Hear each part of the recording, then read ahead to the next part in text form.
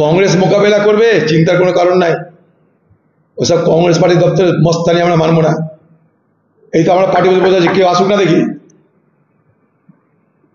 রাহুল গান্ধীর আক্রমণ মুখে বিজেপি পার্টি আজকে কোনো জবাব দিতে না পেরে উল্টে বদনাম করছে। রাহুল গান্ধী কাউকে গাল দিয়েছে,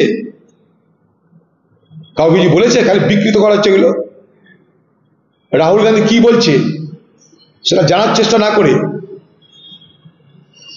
এটাকে উকসিয়ে দিয়ে বিহারের ভোটে তার প্রভাব ফেলার চেষ্টা করছে, হ্যাঁকে না নাকে হ্যাঁ করে।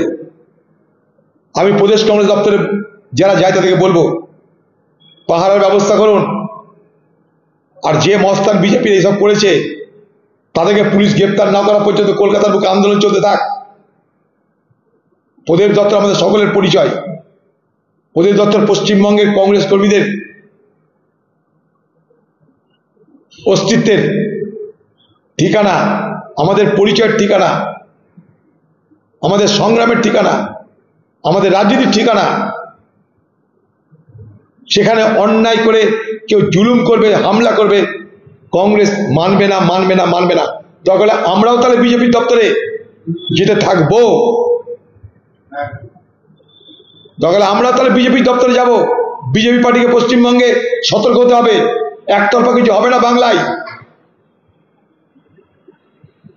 রাহুল গান্ধীর সমালোচনার মুখে নরেন্দ্র মোদী দাঁড়াতে পারছে না, তাই তার লোকদের দিয়ে রাহুল গান্ধীকে এবং কংগ্রেসের ভাবমূর্তিকে কলঙ্কিত করার জন্য প্রথমে মিথ্যা প্রচার,